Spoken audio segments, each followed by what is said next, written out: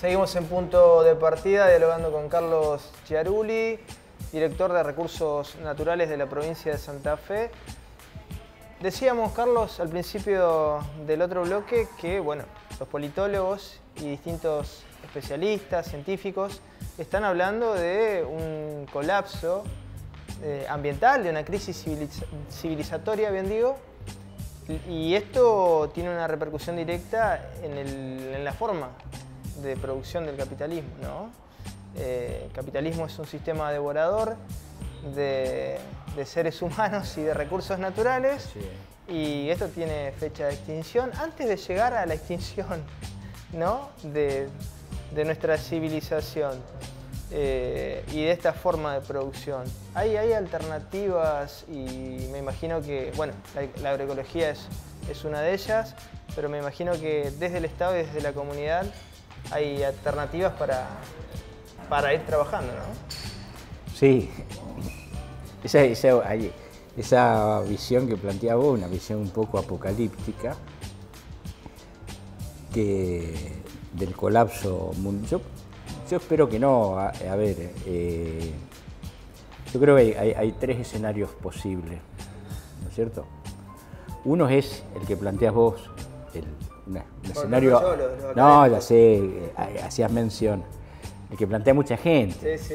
Que es un escenario apocalíptico donde, digamos, de seguir en esta dirección, es claro, casi no hay retorno, ¿no es cierto? En ese escenario es un escenario de barbarización creciente, en el cual lo único que puede llegar a supervivir es lo que un poco está pasando, lo que estamos viendo, que son burbujas de opulencia, en medio de un proceso de barbarización colectiva. ¿Por qué? Porque esa sociedad opulenta, digamos, también va apropiándose de los recursos naturales que son de todos o que son para todos, una extracción, y va marginando. Ese es un escenario que es posible. De hecho es lo que pasa en la relación de los países, en la relación sur-norte, norte-sur, es lo que viene sucediendo. El poderoso a lo largo de la historia se ha apropiado, por la fuerza o no, de los recursos de los más débiles. Lo que pasa es que yo a eso no lo veo porque no es que me niego a verlo, es posible, es un escenario posible. Lo que yo creo que va a haber respuesta, o hay respuesta, mucho antes que eso ocurra, respuesta de las sociedades, de los pueblos. Bueno, vemos que hasta un punto se puede llegar a apretar el torniquete, pero después hay reacciones, ¿no? Hoy lo que está pasando en América Latina, en realidad son reacciones antes. O sea, por eso digo, yo no creo que lleguemos a ese punto, porque antes va a haber reacción. Que creo que es el escenario más probable y que es lo que se está dando. Y hay dos formas de reaccionar: o reaccionamos violentamente, como se está reaccionando, frente a algo que no hay otra forma, digamos, inmediata de resolver, o lo vamos haciendo con generación de conciencia y con gobiernos que vayan viendo esto y vayan modificando esta cuestión. Yo me inclino a pensar por la segunda, es decir, precisamente soy político y creo que la política precisamente lo que permite es esto, es el cambio, y el cambio de paradigma. Hay un punto medio, Carlos. La movilización social no es en sí violencia. No, para nada. No, digo la reacción es violenta. No estoy hablando de una violencia, sino la reacción, ¿viste? Una reacción intempestiva. Intempestiva, así, esa es porque no tenés otra forma. Es la forma de cuestionar la institucionalidad, ¿no? Así es. Cuando la institucionalidad no responde mínimamente a los intereses de la gente, se responde de esa forma. No hablo de una violencia en términos de negatividad, sino precisamente de introspección, como vos decís, introspectivo. Hay formas, es decir, hoy tenemos mecanismos por los cuales poder avanzar, y uno de los mecanismos es precisamente replantearnos el esquema productivo que tenemos, que hay mucho. Lo que pasa es que, claro, es un juego de intereses, la política es un juego de intereses. Y en esos intereses, evidentemente, entran factores de fuerza y quien tiene más fuerza. Pero hoy hay en todo el mundo, y en Argentina y también en Santa Fe, un movimiento muy grande en favor de una agricultura distinta, por ejemplo, ¿no? Es decir, lo que yo te planteaba hoy de los bosques es el manejo sustentable de los bosques, un manejo agroecológico. El manejo sustentable de la agricultura también es un manejo agroecológico y mucha gente hoy está en busca de ese cambio productivo, ese cambio tecnológico que le va a permitir sostener el sistema productivo como tal, pero no solamente el sistema, no solamente los bienes de la naturaleza, sino la sociedad misma. Quizás hay que repensar, Carlos, también la idea de desarrollo, ¿no? En función de esto que estás planteando, ¿no? El desarrollo no como la mera acumulación, ya sea del Producto Bruto de un país, o de una familia, o de un particular, sino un desarrollo como un progreso sustentable. No, es como decir, es la capacidad que tienen los pueblos o que tiene la gente de expresar su potencialidad, ¿no es cierto? El desarrollo visto de otra forma, ¿no? Como decís vos, como una acumulación de dinero exclusivamente, eso. Lo que pasa es que esto nos lleva puesto no solamente a los recursos naturales, sino que nos lleva puesto a las personas. Este modelo agrícola excluyó en menos de 40 años a más de la mitad de la población rural de Argentina. Hoy el 70% de la producción está generada por el 10, el 12% de los productores, donde de esos el 40% está generada por el 2% de los productores. ¿Hablas de la producción rural? Hablo de la producción rural.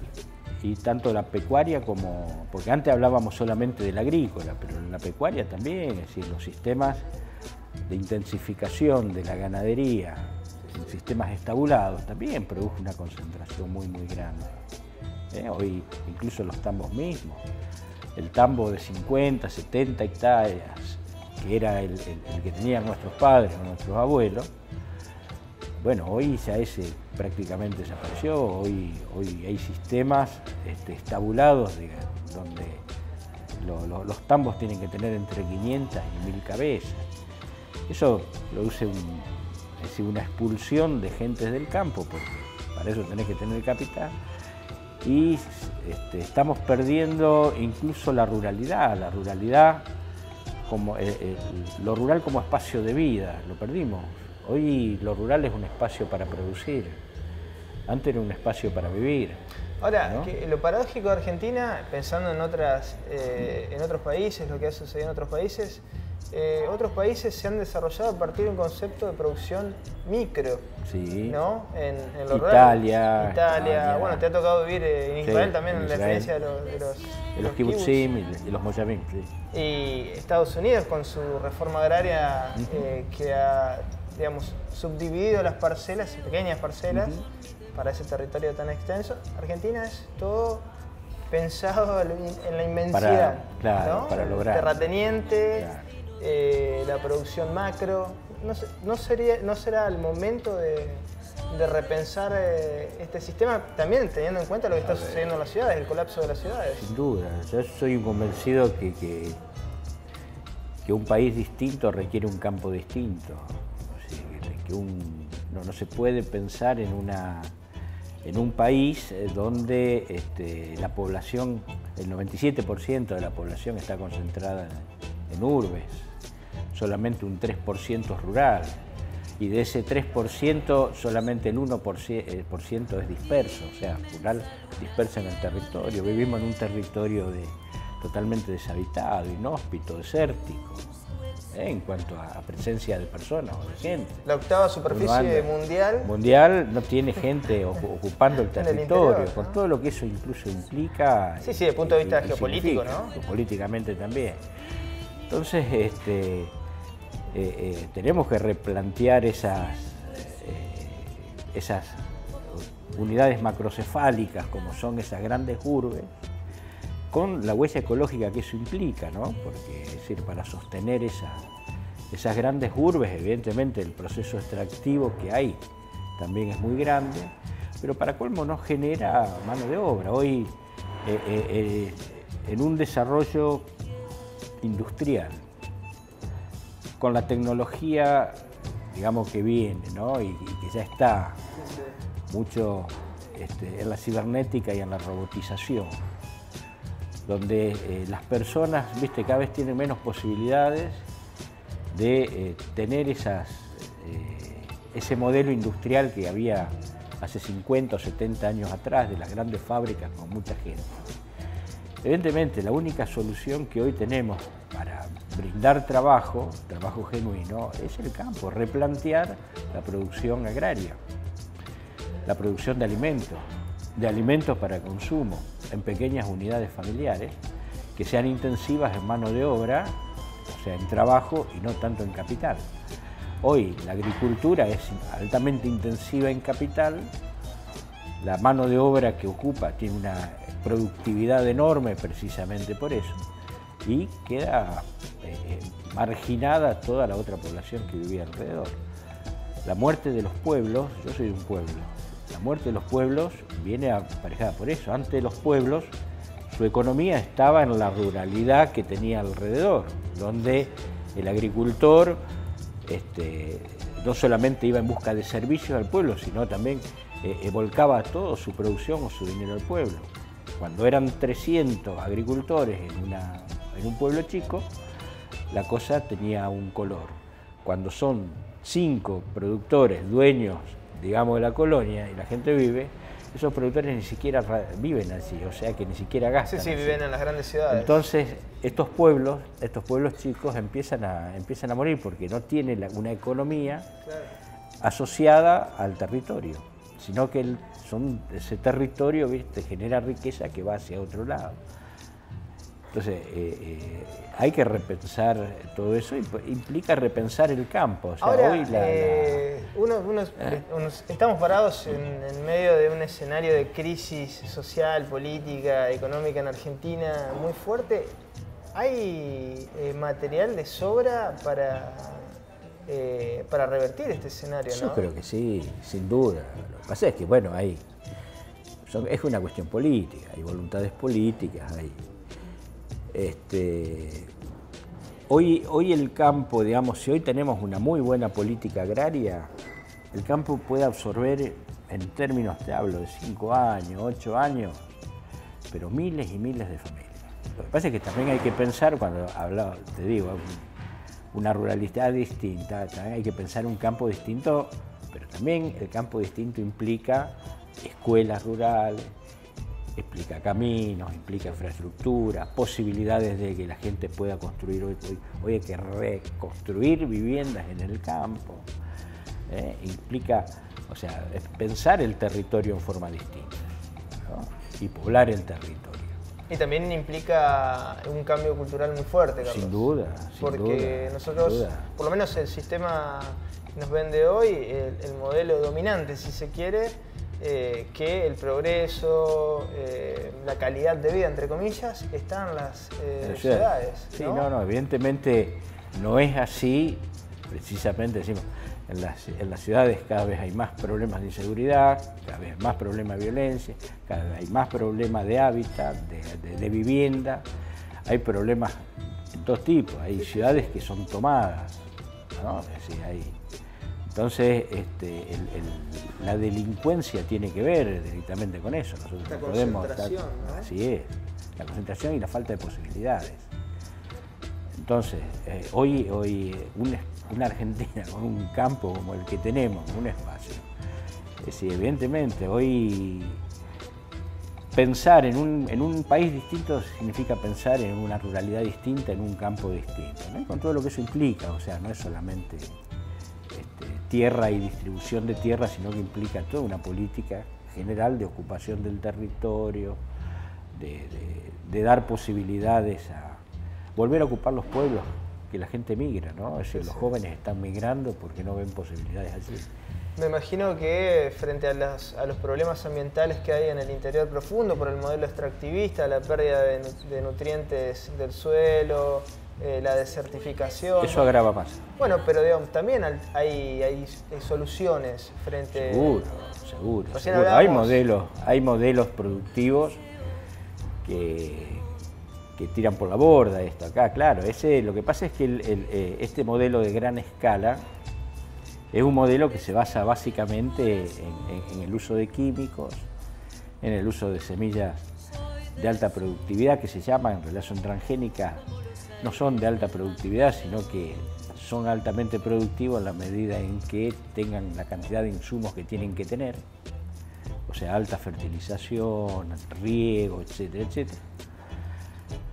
Y hay otros modelos basados en una agricultura más sustentable, en una agricultura que tiene en cuenta los procesos biológicos, una agricultura que nosotros llamamos agricultura ecológica o agroecología, que respeta los procesos de la naturaleza, que genera alimentos y productos que no tienen tóxicos en sí mismos, porque no es solamente una cuestión de producir sin veneno, sino que para producir sin veneno hay que restaurar equilibrios en la naturaleza. Para restaurar esos equilibrios en la naturaleza, bueno, hay esquemas de producción o modelos de producción basados en la biodiversidad. Es decir, tenemos que recuperar la biodiversidad del ambiente para producir agroecológicamente. Contra el modelo actual, donde es monocultivo, es todo. El tema es que nos lleva puesto a las personas, ¿no? Es decir, es un modelo que expulsa, no solamente degrada el recurso, sino que termina también degradando a la persona cuando es expulsada de sus lugares, insertada en las grandes urbes, en la periferia, sin tener grandes oportunidades. Así. Un poco. ¿Cómo te imaginás, Carlos, si te imaginás la vuelta al campo, ¿no? En el siglo XIX, fines del siglo XIX, las colonias tuvieron un rol importante, ¿no? Y también hay mucho para ver lo que ha sucedido en distintas partes del mundo, no solamente en Argentina. Sí, hemos aprendido mucho. Yo trabajé bastante hace muchos años atrás. Era bastante estudioso de los modelos de desarrollo en distintas partes del mundo, e incluso cómo se dieron distintos modelos de desarrollo en Argentina e incluso en Santa Fe. Una de las causas que produjo en la década del 70, estoy hablando de cuántos, 50 años atrás más o menos, la década del 60, 70, que producto de la primera revolución verde, donde permitió una acumulación de capital bastante interesante a las familias campesinas. Sí, a los chacareros. A los chacareros. La primera reivindicación que tuvieron, viste, cuando permitió la Chateto, era que los hijos estudiaran, que los hijos pudieran terminar el ciclo lectivo, tanto primario como incorporar la secundaria. Es una cuestión que a nosotros hoy nos parece tan lógica. En ese momento era un salto cuántico. Claro, pero no había, es decir, el campo no daba la posibilidad de escuelas rurales secundarias, o sea, había que sí o sí ir a la ciudad. Ese fue un éxodo muy grande que se dio, que a la distancia lo ve, pero y el problema era la escuela, básicamente, o sea, porque vos hablabas con él, y si hubiera habido escuelas secundarias en el campo, y no, hubiera sido distinto. Ahora, en la década del 60 fue cuando se expandió en forma enorme las escuelas secundarias en los pueblos incluso. No todos los pueblos tenían escuelas secundarias. Estoy hablando de 70 años. Muchos venían, había gente que venía o internaba, había internados de escuelas secundarias, donde se internaba a los chicos, ¿viste? De lunes a viernes para que después puedan volver. Alguien que venía de Tostado de la ciudad de Santa Fe, por ejemplo, ¿no? Muchos de esos, sí, ¿no? y que iban a escuelas privadas o religiosas, o religión militar. Ese fue una... Entonces, cuando vos me hacés esta pregunta, y bueno, ¿cómo me lo imagino? Y lo que primero me imagino, ¿viste? Con posibilidades para el desarrollo de la juventud. Si no tenés eso, ¿no es cierto? No. Y el otro es, hoy cambió enormemente las necesidades de los jóvenes respecto a determinadas cosas que antes no existían. Hoy es muy difícil retener a un joven si no tenés la comunicación digital. ¿Viste? Sí, son nuevas formas de comunicación, nuevas formas de ver, nuevas formas. Entonces, imaginarnos un campo distinto también tenemos que incorporar todos estos factores. Lugares de recreación, lugares de socialización, pero eso es posible y se permite en pequeñas comunidades, ¿no? Digo, es donde mejor se socializa. Es todo un desafío, es un desafío que tampoco es una cuestión de una gestión de política ni de dos, es cuestión de un horizonte, de plantear un horizonte, decir, bueno, hacia ahí tenemos que ir, nos interesa poblar o no nos interesa poblar el territorio. Hay mucha gente que no le interesa poblar el territorio, porque ya definió que el territorio no es un lugar para vivir, es un lugar para producir, es como una fábrica, ¿viste? Nadie vive en la fábrica, yo voy a la fábrica a trabajar y me vuelvo. Bueno, el campo hoy es visto de esa forma. No son espacios de vida, y mucho menos con los modelos productivos donde te envenenan permanentemente, claro. te tiran. Donde la única idea posible es el campo extensivo. Extensivo. Claro, se ve la pequeña producción como algo no redituable. Sin embargo, yo mencionaba los kibbutz porque es un caso muy interesante, ¿no? ¿Te tocó vivirlo? Digo, los kibbutz también exportan hoy. Claro que exportan. Y no solo exportan, son altamente productivos. Altamente, ¿no? Bueno, allá Israel tiene una tecnología muy alta aplicada al campo, pero sin ir, digamos, sin ir a 20.000 kilómetros allá. Acá nosotros tenemos unidades familiares, productivas o grupales, que también son altamente productivas. Son muchísimo más productivas una hectárea de producción hortícola con mano intensiva que un campo, digamos, de trigo manejado extensivamente. La productividad por hectárea es muchísimo mayor. Lo que pasa es que nosotros tampoco estamos hoy produciendo ni siquiera alimentos para nosotros. Hoy la agricultura está basada en una producción de commodities. De forrajes. Commodities en general, sí, de lo cual la mayoría son forrajeros, que también hay specialities, hay vinos finos, hay digamos, productos en función también de la exportación, pero no del consumo masivo, no del consumo de la gente. Y lo que se produce para consumir masivamente generalmente está con veneno, son alimentos que no tienen la riqueza nutritiva que tienen que tener, o sea, que no alimentan, ¿viste? Digamos, te llenan, pero en realidad no nutren, no alimentan.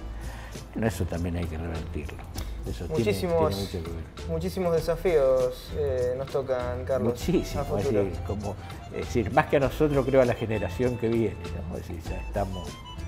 Pero vuelvo a repetir, es imposible pensar en un país distinto sin replantearnos una ruralidad distinta a la actual, ¿no? Gracias por estos minutos. No, por favor. Seguimos en Punto de Partida.